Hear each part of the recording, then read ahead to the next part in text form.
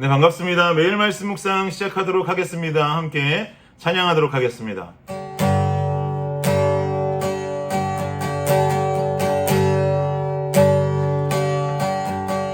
보라, 너희는 두려워 말고 보라, 너희를 인도한 나를 보라, 너희는 지치지 말고 보라, 너희를 구원한 나를, 너희를 치던 적은 어디 있느냐, 너희를 억누르던 원수는 어디 있느냐. 보라, 하나님 구원을 보라, 하나님 능력을 너희를 위해서 싸우시는 주의 손을 보라, 보라, 하나님 구원을 보라, 하나님 능력을 너희를 위해서 싸우시는 주의 손을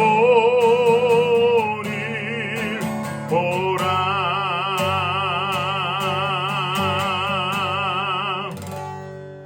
네, 오늘 말씀은 사사기 9장 26절부터 29절까지만 보도록 하겠습니다. 26절부터 29절까지만 보도록 하겠습니다. 함께 한 목소리로 합독하겠습니다. 시작. 에벳의 아들 가알이 그의 형제와 더불어 세겜에 이르니 세겜 사람들이 그를 신뢰하니라. 그들이 밭에 가서 포도를 거두어다가 밟아 짜서 연회를 베풀고 그들의 신당에 들어가서 먹고 마시며 아비멜렉을 저주하니 에벳의 아들 가알이 이르되 아비멜렉은 누구며 세겜은 누구기에 우리가 아비멜렉을 섬기리요? 그가 여룻바알의 아들이 아니냐? 그의 신복은 스불이 아니냐? 차라리 세겜의 아버지 하몰의 후손을 섬길 것이라. 우리가 어찌 아비멜렉을 섬기리요? 이 백성이 내 수하에 있었더라면 내가 아비멜렉을 제거하였으리라 하고 아비멜렉에게 이르되 내 군대를 증원해서 나오라 하니라. 아멘.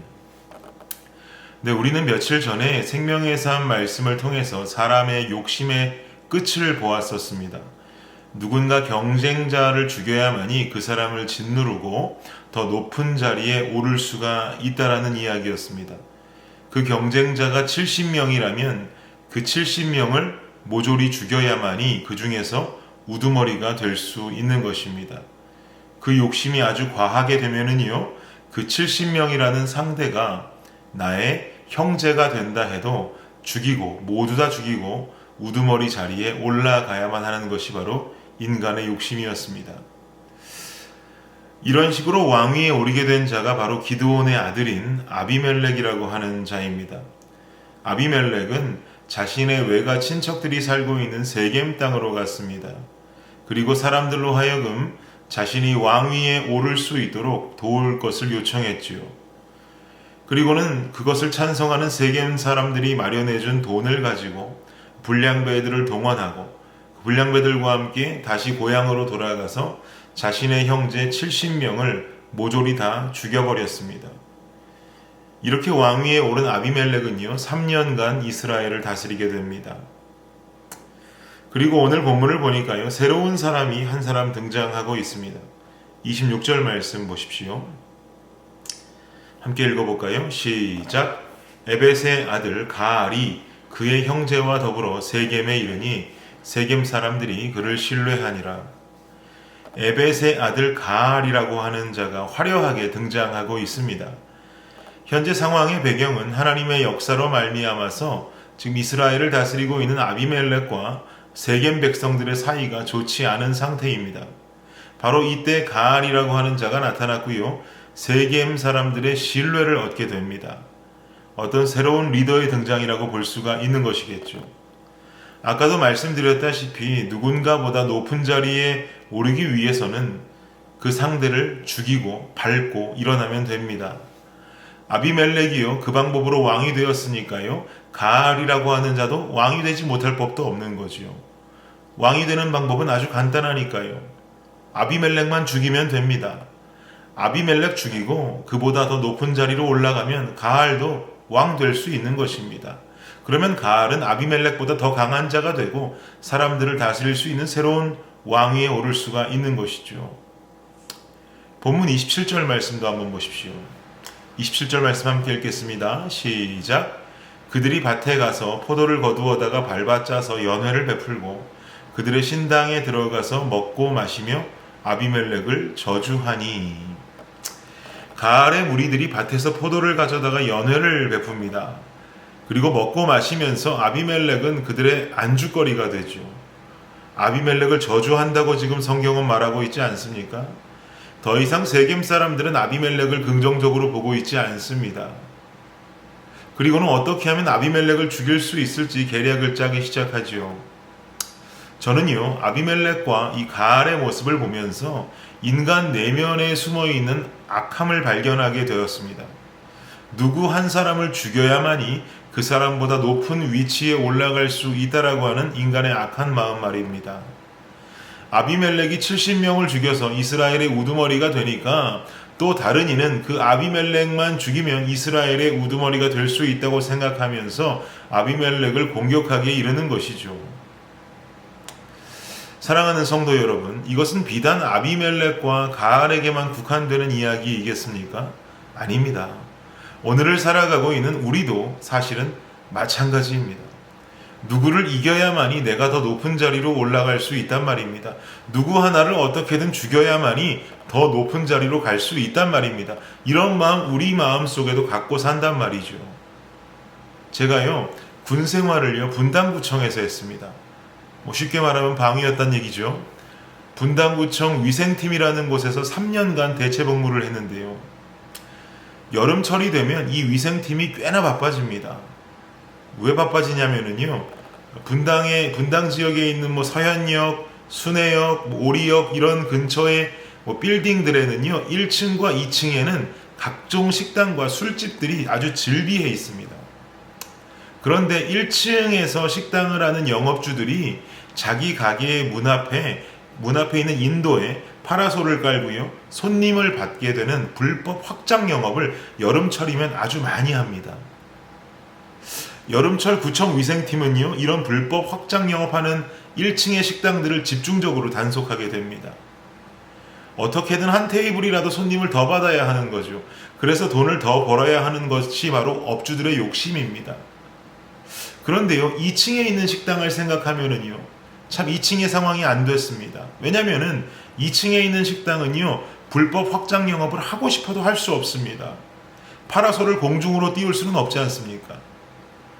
1층 영업주들이 2층 식당을 조금만 생각한다면은요, 1층 인도가에다가 파라솔 까는 것 조금은 고려해 봤을 겁니다. 고민했을 것입니다. 그러나 그런 고민이 어디 있습니까? 어떻게든 돈 좀 더 벌면 된다는 생각에 2층 업주들은 생각도 안 하고 1층은 계속 불법 확장만 하고 있는 것이죠. 이 여름철 이 단속 기간이 되면은요, 구청으로 수도 없이 많은 민원 전화가 걸려옵니다. 예를 들자면 서현역 어느 식당, 1층에 있는 식당이 밖에 파라솔을 깔고 불법 영업을 하고 있습니다. 그러니 단속 바랍니다. 라는 민원 신고 전화가 들어오는 것이죠. 그러면은요, 민원 전화를 받는 우리들은 반드시 그 민원을 넣는 민원인의 이름과 정보를 받아야만 합니다. 그렇게 민원인의 정보를 받고 이름을 받고 그 이름을 우리들이 사용하는 프로그램으로 검색해 보면은요, 참 재미있는 사실은 민원을 넣으시는 상당수의 민원인들의 정체가 신고를 하는 1층 식당 위에, 바로 위에 2층에서 영업을 하시는 업주분일 때가 참 많습니다. 억울한 것은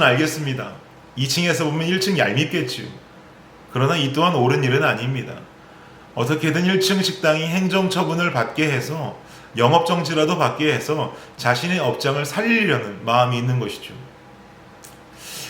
이것처럼 우리가 살아가는 인간 세상은요, 끊임없는 경쟁 세상이고요. 누구 하나를 죽여야만이 그 사람보다 우위를 점령할 수 있는 인생을 살 수 있다고 생각합니다. 그러면 여러분, 하나님이 원하시는 방법도 같은 방법일까요? 하나님의 방법은요, 좀 다릅니다. 아니요, 아주 많이 다릅니다. 마태복음 20장 26절 27절 말씀을 보면은요, 이런 말씀이 나옵니다. 너희 중에는 그러지 않아야 하나니 너희 중에 누구든지 크고자 하는 자는 너희를 섬기는 자가 되고 너희 중에 누구든지 으뜸이 되고자 하는 자는 너희의 종이 되어야 하리라. 여러분, 하나님의 방법은 무엇이라고 말하고 있는 것입니까? 크고자 하거든 섬기는 자가 되고 으뜸이 되고자 하는 자는 종이 되라고 말씀합니다. 맞습니다. 하나님의 방법은요, 누구 하나를 죽이고 그 사람보다 더 높은 자리에 올라서는 것이 아니라 도리어 그 사람을 섬겨주고 나를 종처럼 낮추는 겸손의 사람이 되라고 권면하고 있습니다. 세상의 방법은 누구 하나 죽이고 내가 그 사람보다 위로 올라서는 인생을 살라고 가르치지만 하나님의 방법은 그와 정반대로 상대를 섬겨주고 나를 종처럼 낮추는 겸손의 삶을 살아갈 때 내가 아닌 하나님께서 나를 높여주신다라고 말씀합니다. 아브라함과 롯의 모습을 기억해 보시기 원합니다. 아브라함과 롯이 가축수가 많아지면서 서로 종들끼리 다툼이 일어나죠. 그러자 아브라함이 먼저 롯에게 제안합니다. 여기서 우리 갈라져야겠다. 네가 갈 곳을 정해라. 네가 좌하면 내가 우하겠고 네가 우하면 내가 좌하리라 라고 말합니다. 그러자 롯은요, 자신보다 어른인 아브라함을 공경하는 마음으로 더 좋은 땅을 양보했느냐? 그렇지 않았죠. 자신이 볼 때 풀도 많고 물도 많은 비옥한 땅을 자신이 가겠다고 고릅니다. 여러분, 당시는요, 유목민들의 생활이었습니다. 풀도 많고 물도 많은 곳이 유목민들에겐 아주 중요한 환경입니다. 아브라함이라고 그것을 몰랐을까요? 아브라함이 이것을 모를 리가 없죠. 그럼에도 불구하고 어린 조카에게 그 땅을 양보해 줍니다. 그래서 롯은 성공하고 아브라함은 망했습니까? 안 그랬죠. 반대였습니다.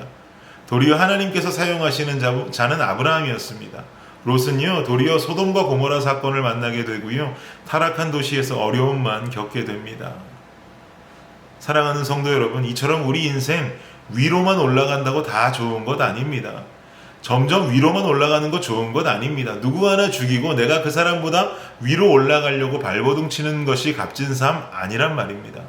누군가를 섬기고 낮아지는 겸손함으로 살아갈 때 하나님께서 나를 높여주시는 삶을 경험할 수 있어야 합니다. 내가 나를 높이는 것 아니라 하나님이 나를 높여주시는 삶, 이것이 바로 그리스도인들이 살아야 하는 값진 삶의 모습이라는 것이죠. 그 삶은 환경이 비옥하지 않다 할지라도 중요한 것은 전능하신 하나님께서 동행하시는 삶이 될 수 있습니다. 그러니까요, 두려울 것이 전혀 없습니다. 하나님 방법대로 겸손한 삶을 오늘도 실천하시면서 내가 나를 높이는 것 아니요, 하나님이 나의 인생을 높여주시는 삶을 경험하시는 저와 여러분이 되시기를 우리 주 예수 그리스도의 이름으로 축복합니다. 기도하겠습니다. 하나님 감사합니다. 내가 나를 높이기 위해 누군가를 죽이며 경쟁사회 속에 한 단계 한 단계 위로 올라가려고 살아가는 욕심 어린 삶이 아니라 겸손한 삶을 살아가고 섬기는 삶을 살아가며 주님께서 나를 높여주시는 진정한 값어치 있는 인생을 살아가는 우리 모두가 되게 하여 주옵소서. 예수님 이름으로 기도합니다. 아멘. 수요일 기도 제목으로 함께 기도하도록 하겠습니다. 구역장들을 위해서 구역원들을 잘 돌볼 수 있도록 섬김을 통해 은혜와 복을 받도록 기도해 주시기 바랍니다. 마지막으로 선교사님을 위해서 기도하실 때에 하이티의 박동환 선교사님, 알래스카의 이홍래 목사님, 그리고 D국의 김재문 선교사님과 이국의 새벽이슬 선교사님을 위해서 이 시간 간절히 기도하도록 하겠습니다. 기도합니다.